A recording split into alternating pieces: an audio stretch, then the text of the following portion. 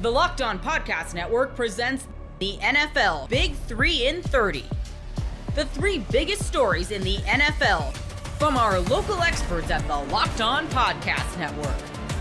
We bring you the real story, why it matters, what's next, who wins the big game, and more, all in 30 minutes. The NFL Big 3 in 30 starts now with the biggest story in the NFL. The Pats have not won the AFC East since 2019, and the Bills do not plan on making it easy on them to win it this Sunday. You are Locked On NFL Crossover, part of the Locked On Podcast Network. Your team every day. What's the biggest storyline in Buffalo this week after the Bills beat Joe Burrow in Cincinnati last weekend? Yeah, I think it's about building off of that performance, one that you feel like can really galvanize a football team for a big stretch run that obviously has a lot at stake. Of course, this Sunday, playing the Patriots, and we know what's at stake. The Patriots win this thing.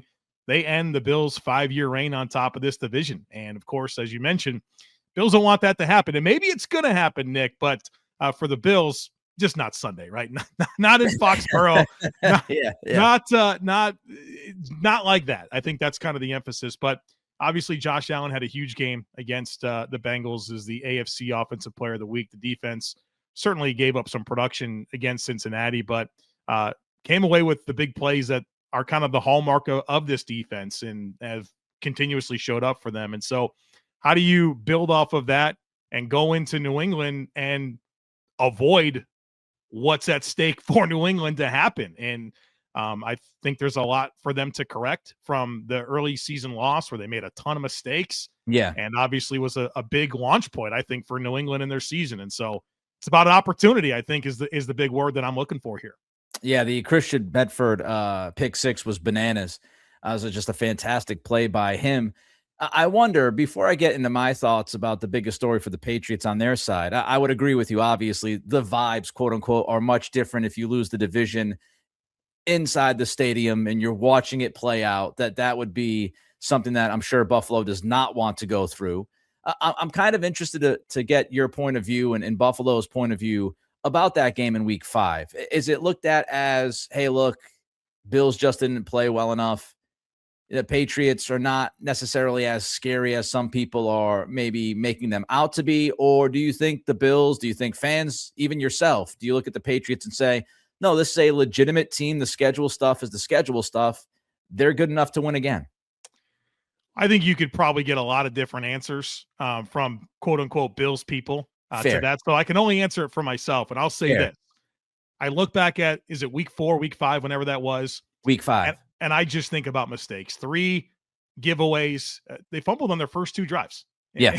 And they had crippling penalties as well, 11 penalties for 90 yards. And I'm not saying that the Bills are above that happening again, but those feel like very uncharacteristic things for the Buffalo Bills. And so I don't think they will put themselves in those positions again.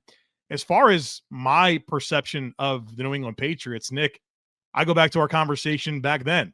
I think Drake May is awesome. I think Drake May is probably number 2 in the MVP conversation right now behind Matthew Stafford. I think it's a 4-person race between Stafford at number 1, Drake May, who I think is comfortably number 2. I think Josh Allen has kind of entered the chat. Jordan Love's in the conversation as well. And I think that's what's going to be sorted out over the last 4 weeks of the season. I think the world of Drake May. And I know that Bills Mafia doesn't want to hear that, but I'm not going to pretend like he's not an awesome player. Right. The only thing I don't like about him is that he plays for the Patriots. The skill set is outstanding. The human being seems awesome. The personality, the way he's endearing himself to the fan base and to his team is incredible. And so I'm in on Drake May. I am not going to diminish the results of the New England Patriots. They're in contention for the number 1 seed for a reason. They keep stacking wins. And while you can point to the schedule, and look, I think it's fair to say they have taken advantage of the last place schedule. Right. But at the same time, when they've had opportunities to blow it, they don't. And they've been there, right? Against the Saints, against the Bengals. Was it the Falcons game? Against the Bills. They've had chances to blow it, and they don't. And that's a sign of a good team. And so you're not going to catch me diminishing Drake May. You're not going to catch me diminishing the New England Patriots. I think they're a really good operation. And if I'm a Patriots fan, I got to be really excited about where this thing's headed. Yeah, I think that's a very fair assessment, Joe, from you, and I don't expect anything less. I would also say, your feelings towards Drake May very similar to my feelings towards Josh Allen. I wish he was not a Buffalo Bill, but man, oh man, it's crazy to not respect that guy and understand that he is one of the best doing it today. I asked you that question because I honestly think the story for me for this game for the Patriots is the opportunity to prove that Week 5 was not a fluke, right? Buffalo. Some people might look at it and say Buffalo might have played with their food a little bit, especially early on in that game. You mentioned the 3 turnovers, the -2 in turnover differential in that game. One turnover was at the 50-yard line. Another turnover was that terrible pick and decision by Josh Allen at the New England 19-yard line. So you had chances to arguably score twice, and you turned it over, and that's not something that the Buffalo Bills do very often. The Patriots, meanwhile, they've only forced 14 takeaways in their first 13 games. So the idea of creating 3 turnovers is very, very unlikely to happen again. And I've got to feel like the Patriots, they have a point to prove. And I would imagine, yes, they beat them in Week 5, but even Vegas is telling us Buffalo is the favorite this weekend at Gillette in Foxborough. And the Patriots and Mike Vrabel were asked about that during Wednesday's press conferences. They are well aware of it. So I just feel like the Patriots, even though they won earlier in the year, and even though it was on national television, Sunday Night Football, I still feel like they go into Sunday feeling like we're the underdogs. And we need to prove that Week 5 wasn't just, a nice little fluky win. No, we can go out there and beat Josh Allen and the Bills twice in the same season. I bet Mike Vrabel wouldn't have it any other way. When I saw those opening lines come out of FanDuel and I saw the Bills -1.5, I said, oh boy, Mike Vrabel's got to love this coming out of the bye, obviously with what's at stake to be considered the underdogs in the football game is pretty interesting to me. And certainly something I'm sure that is going to rally that Patriots team for an inspired effort for a game that already has a lot of magnitude to it. Yeah, and Mike Vrabel's messaging has been clear. It's been significant this week, talking about the opportunity to win a championship this weekend. He is not running away from the challenge. He is not running away from the opportunity.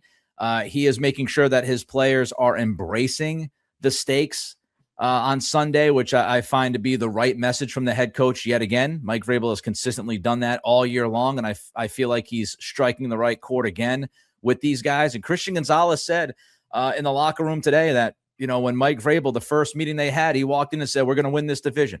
So he might have been talking differently in the public, but when he was talking to his team at the very beginning of this process, he told them he believed that they can win this division. So if they go out there on Sunday and they actually do that, Week 15, I don't think anybody thought the Patriots would be here, Week 15, with a chance to win the division. If they do that, it's even more credibility and trust built within Mike Vrabel from his players. NFL Sundays move fast, one big play, and suddenly everything feels different. That's what makes live betting with FanDuel so exciting. You're not just watching the game, you're reacting to it in real time. With FanDuel, you can place bets as the action unfolds. Every drive, every momentum swing, every highlight moment. You can bet next touchdown scores, drive results, totals, and more. It keeps you locked into every snap, every drive, every possibility. So if you want to be right in the middle of the action this season, visit FanDuel.com and place your NFL live bets all season long. FanDuel, the game moves fast, and so can you. You are Locked On NFL Crossover, part of the Locked On Podcast Network. Your team every day. Broncos and Packers in Week 15. Going to be a great matchup between two evenly matched teams, in which obviously winning the turnover battle, minimizing mistakes, those are always important. We're going to talk about that on today's show, as well as Broncos DBs going up against the best wide receiver room in the NFL, at least in my opinion. We'll get Peter's take on that as well. But we're going to start it off by talking about the fact that this could be a Super Bowl 60 preview and obviously a rematch of the first Super Bowl the Denver Broncos ever won back in the 1997 season. Don't remind me, I know Sarah. Packers fans didn't want me to start off like that, but you know what? You got to flex whenever you get the chance, right? So, Peter, excited to break down this matchup with you and obviously talk about this, just the mutual respect, I think, between Broncos and Packers. I mean, just watching this team from afar, it's been really fun to watch Brian Gutekunst, his vision come to life. Obviously, we know the drama from years ago with Jordan Love, Aaron Rodgers, but man, they've really morphed into a true contender. And these teams are both battling it out for the number 1 seed. Is that the biggest storyline for you guys this week? Yeah, I mean, the Packers played the number 1 seed in the NFC on Sunday. They play the number 1 seed in the AFC. And if they lose and a couple other things happen, they'll play the number 1 seed in the NFC again, because they have the Chicago Bears coming up again on Saturday on a short-ish week in Chicago. Now the travel there is not that big a deal. So like that, I don't think that like that's the short week thing is a problem, but they'll have played a game at altitude. Like I do think there's some wear and tear stuff to look at here for the Packers this late in the season. They haven't had their bye week since early in the year. They had an early bye. So if you want to look at, some of that stuff late in the season, I do think some of that stuff matters, but it has to be for me, the measuring stick game that both of these teams have in front of them. I mean, I think the Packers have not played a defense quite like this since probably the Browns game in terms of what their 4-man pass rush is capable of doing. And then Vance Joseph loves to mix in the blitz stuff too. But here's the thing, Sarah. Jordan Love has been the best quarterback in the NFL against the blitz this year. So blitz at your own risk. Dennis Allen learned that the hard way last week. Love went 9 of 12 for over 170 yards and 3 touchdowns against the blitz last week. So, hey, good luck. Now, as I've been saying all week on radio, on my show, Patrick Surtain does not play in Cleveland. He does not play in Detroit, a very similar style of defense, a lot of man coverage, heavy blitz schemes. Patrick Surtain is a different animal, to be sure. But the Packers don't have that like Jamar Chase player that if you take him out of the offense, it's going to have this huge trickle-down effect. Like Christian Watson has been playing awesome, but that's what makes this matchup so interesting to me, because it's like, okay, the things that the Packers are great at are the things that the Broncos are great at. And the ways that you want to attack this Packers team, the Broncos can do some of those things, but also the Packers play a style of defense that I think could be a problem for Bo Nix. So this is one of those great coach, young quarterbacks trying to prove themselves, all that stuff. There's a lot of symmetry here. Yeah, there really is. And it's a big reason why I think this might not be our only crossover Thursday episode of the year, right? I mean, our guys would have to wait until next year, right? See you in Santa Clara. So, and by the way, crossover Thursday, as always, is presented by our good friends over there at Prize Picks. Download the Prize Picks app today and use code LOCKEDONNFL to get $50 in lineups after you play your first $5 lineup. But the reasons that you mentioned are exactly the reasons why I love this matchup on paper in so many different respects, right? I mean, and we'll get into individual matchups that we like, but you almost have to spend an entire episode going through it, because when you dig into the details of this game, it's like, yeah, the Broncos' aggressiveness defensively, which has been their identity all year long, is exactly the situation in which Jordan Love thrives. You've got the chess match on both sides with Sean Payton going up against Jeff Hafley, who's great at making adjustments. And then obviously on the other side, Matt LaFleur is one of the best play callers in the game, going up against Vance Joseph. And they've each got, in my opinion, just these awesome chess pieces to be able to utilize, which is why I think the biggest storyline in this game, Peter, is coaching. And it's why this matchup is so exciting. Yes, you've got the Jimmies and the Joes, but the coaching in this game, Sean Payton, Vance Joseph, obviously Matt LaFleur, Jeff Hafley, these guys, man, they've got to be the ones to kind of be pulling all the right strings and making sure their guys are being set up to get this big win here down the playoff stretch. Yeah, and if you're the Packers, like if you go on the road and you handle a 4-man rush that is as formidable as this 4-man rush is, I mean, all year that I've just noticed from afar, whenever I look at the 4-man rush stats, the Packers are always right up there because Micah Parsons he's just that dude. The Broncos have up there all year been in top 5 in pressure rate, in total pressures. I believe they're the number 1 pressure to sack team in the NFL. They're the number 1 yard per pass team in the NFL. And those are the defenses in the NFC the Packers are going to have to beat if they want to go to the Super Bowl. The Rams, the Seahawks, they're the preeminent teams in the NFC outside of Green Bay, and they have formidable defenses. The Packers haven't, they've taken care of business against the Lions twice. Again, I think a very structurally similar team. And so now you go on the road and do it, because the Packers, if they don't get the number 1 seed, they'll have to do that. This is just such a great measuring stick game. There is no coaching matchup to pick on. There is no, they have a huge injury, and so that changes the whole. There's none of that. This is just mano-y-mano. We love it. And the other thing that is like, maybe whatever if you're a Broncos fan because you didn't have it last week in the same way. There was a lot of chirping last week on social media. Bears fans, Packers fans. Oh, I saw. Stakes to that game in a way that there just isn't for most other games. Now, whether that trickles into the players, I don't know. I think it matters a little bit. Like Keyshawn Nixon. I did that twice in our post-game show. I called Christian Watson Keyshawn Nixon, or maybe it was the other way around. He had a great catch late in the game, right? Keyshawn had a cigar after the game. Like it meant a little bit extra, but like you mentioned, mutual respect. It's nice to now just take a breath, be able to enjoy what I think is going to be an awesome football game against another really good team, and not have to worry about what happens on social media afterwards, and not have to think about what's happening all week on social media. Just actually focus on football, because next week I got to do this all over again, Sarah. I got to live this life again against the Bears and their fans next week. So that's part of just like my own personal narrative. I'm just going to get to enjoy the football part of this, because there's so many interesting places to poke at here and try and find, like, I think how these teams want to attack the other ones. And like you said, we'll dig into the matchups, is going to be telling about how they think they can perform in the postseason. It'll give us a little window into that, because against the Raiders last week, like, the Broncos didn't have to play their best game to get a win, but they've had some games here, Houston, Kansas City, where they've had to. And so this is another game where it's like, you're going to have to play your playoff game this week if you want to win. And so what does a playoff game plan look like for the Broncos? What does a playoff game look like for the Packers? I'm just like, that part of it. We're going to gain some real knowledge about these two teams, I think, too. We really are. And something that you mentioned is another wrinkle that I'm really interested to see how it plays out, because like you said, the focus is all on football in this game for these two teams. I mean, obviously there's the off-field stuff every single week, but when it comes to both of these teams, right?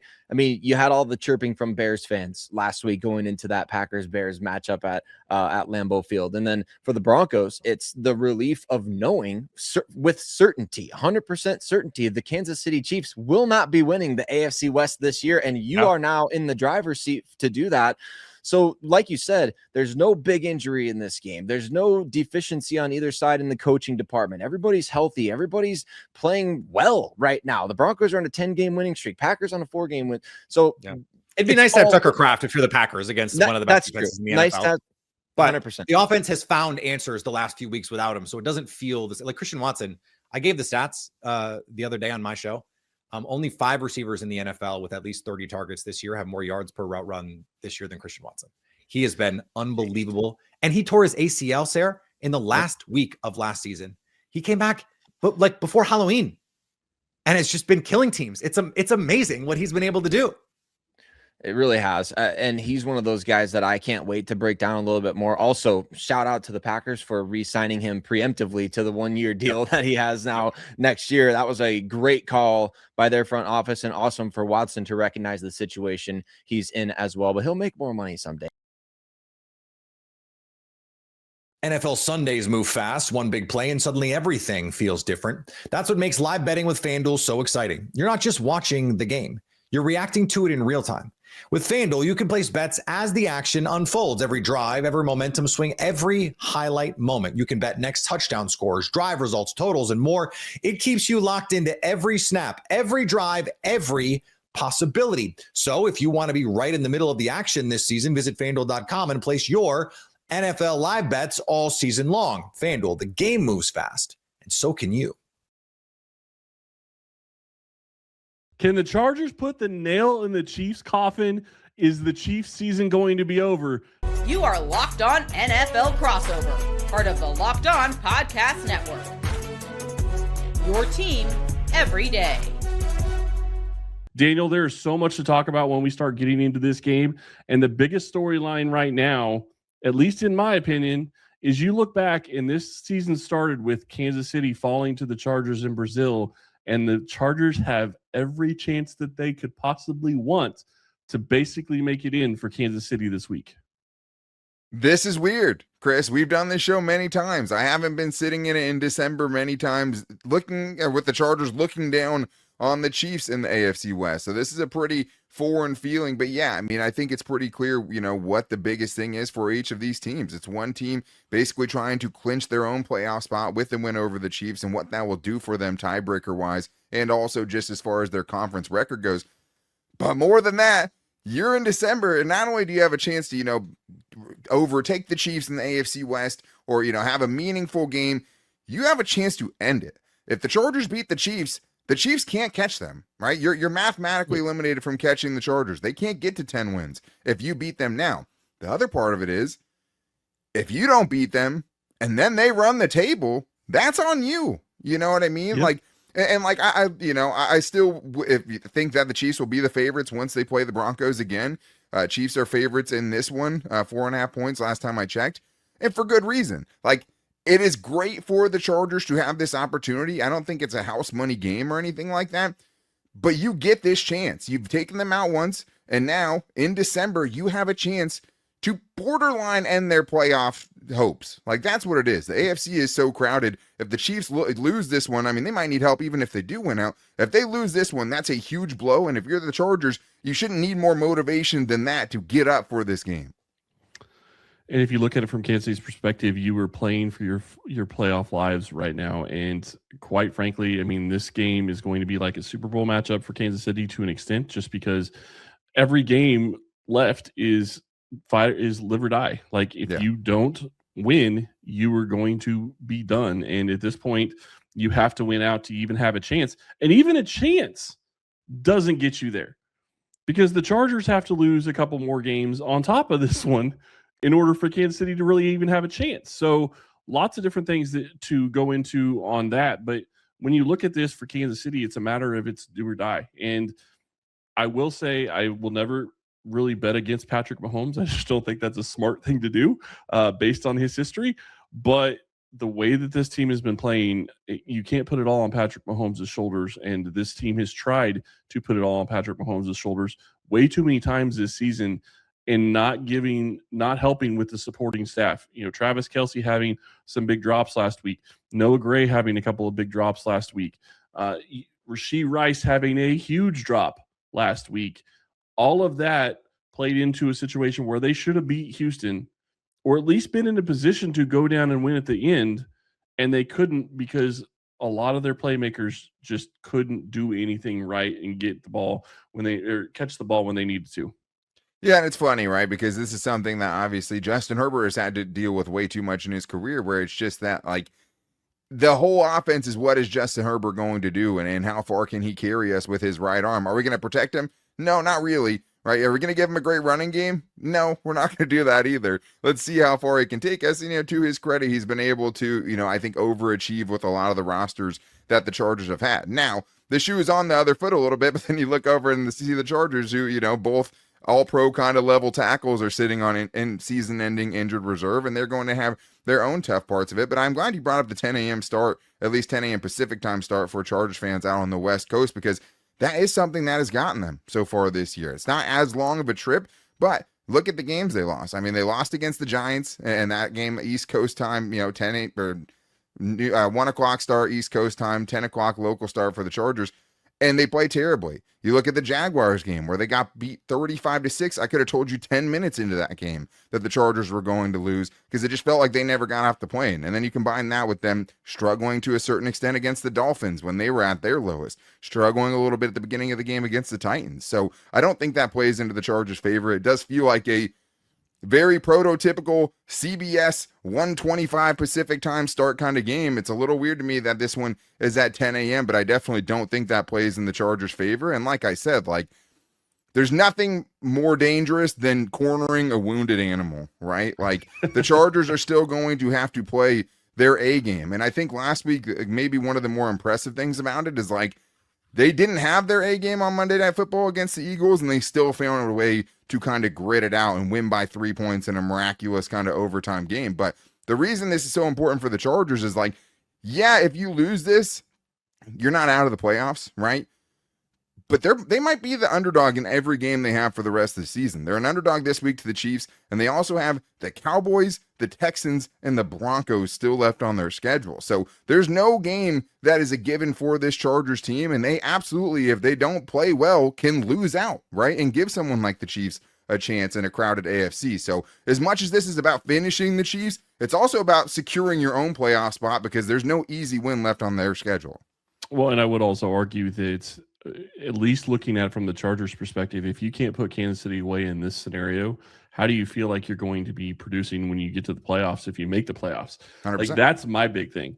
If I was talking about the Chargers, that would be my big thing. If they can't finish off a wounded duck Kansas City team that has just killed themselves multiple times this season, how are you going to do things when teams are actually playing better in the playoffs? So I'm going to be very curious to see how this game shakes out. And I am going to a little curious that it's a noon start. Like Kansas City hasn't had that many of those this season. And to have a Chargers game this late in the year and still be at a noon start was kind of surprising to me. So I will be interested to see how that plays into things. Roman versus Spags and the Chiefs offensive line versus this Chargers defensive line. So much to talk about when we start looking at the matchups in this game. I will let you go ahead and start. Daniel, go right ahead. Yeah, I think when you think about the biggest matchups in this game, like there are a lot of one-on-one matchups you could go with, but I think for the Chargers, the overarching thing here is just their offensive coordinator, who's coming off one of the worst game plans and worst offensive performances of the season, going up against someone who's as seasoned as and experienced as Steve Spagnuolo. Because one thing that was actually pretty surprising is how off guard he caught Spags in week 1, right? With the play action, Spags said as much afterwards, hey, we thought they were going to pound the rock. They ended up going a bunch of play action, and then they got us early. And as that game kind of evened out a little bit, they were much more blow for blow than the beginning, where the Chargers definitely kind of had them on the wrong foot. And I think that you can't get them again with that, right? Like that's the thing, is that you surprise us once, that's fine. You're not going to be able to get away with the same things this week if you're Greg Roman. So you have to have a different kind of, you have to have a different game plan than you did when these two teams matched up in Brazil. Now, he has, more going from him from the standpoint of now, at least at this point of the season, you're getting Omarion Hampton back, which is nice. But the offensive line is always going to bring the limitations of what it's going to be with no Rashawn Slater and no Joe Alt. And we saw it last week. I mean, the Chargers gave up about 70% pressures on Justin Herbert's dropbacks. Like, that's an insane number. Like, it's an unsustainable number. Patrick Mahomes didn't even face that when he was missing his 3 top linemen last week. It's just a disgusting number you can't win with. But if you're Greg Roman, you know this, right? You have to know the limitations of what you have going offensively. And I think that is going to be a huge thing in this game, is what does he have for Steve Spagnuolo? Because I saw him give up 5 free rushers in the A-gap last week. If you're not more prepared this week, you're not going to win. You're not going to win this game with 1 offensive touchdown. Like, it's just not going to happen. So to me, Greg Roman versus Steve Spagnuolo is definitely the biggest matchup. I laughed when you talked about the pressure rate Justin Herbert was under, because I'm sitting here thinking he just also had surgery on his off hand. Yeah. And has a broken hand. So, good luck with that. That's not fun to deal with. And 70% rusher, 70% pressure rate is not something you ever want to have your star quarterback being. I've never even seen that number before in that context. Right. I've never seen it get up to 70. That is crazy. Well, Kansas City's dealt with 50 some percent multiple times. Yeah. And the crazy thing, and we'll talk about the Chiefs offensive line here in just a moment, but the crazy thing is last week, you look at last week's game and your starting left tackle's out. Josh Simmons is out for the year at this point. I think it's probably the year at this point. I don't think he'll come back from his broken wrist at this late stage, unless it's late in the playoffs, but that's a very far down thing that we will talk about. Got to get there now. first. Right. But then Wanye Morris, the first snap of the game for the Chiefs offense, goes out and hurts his knee and is out for the rest of the game. So you have Issa Pole step in and be a starter at left tackle basically the entire rest of the game against what I feel is probably easily a top 3 defensive line, if not the top defensive line in the NFL. And while he didn't pitch a shutout, I think he only allowed 2 pressures on the day. And considering what he was going up against, that's pretty impressive from a rookie. Yeah, of course. Of course the Chiefs can pull their 3rd string left tackle and have him give up only 2 pressures against the Houston Texans defense. And the thing is when you're judging the Houston Texans defense, it's not just about how talented the defensive line is, because that is a very talented unit. It's also about the elite guys they have behind that defensive line, which means you're going to have to hold on to that ball a little longer than you want to, because the coverage from guys like Derek Stingley and Jalen Petrie and Caleb Bullock on the back end is so ridiculous, right? I mean, Kamari Lassiter. That's the hard thing about this Chargers team is obviously I watched the game Sunday Night Football last week. I watched it again this week just to think about what the Chargers can kind of do this week. And it's hard because it's like, well, the Chargers don't have Will Anderson, right? Or like, it's just hard because that Texans defense is so good. It's hard to really kind of have big takeaways from that Chiefs offense who blew multiple opportunities, like you said. But on the other side of that, though, the Chargers have to be able to take advantage of the KC offensive line. And we were talking a little bit before the show. You do think they might get a little bit healthier this week? Yeah, I do. I think that it's possible that they're going to get Trey Smith back, and if they get him back, I think that could be a huge boon to the middle of the offensive line. The one thing that I think is interesting is, while he isn't technically a rookie, Kingsley Suamataia has stepped into a starting role, taking over for Joe Thuney, and massive shoes to fill.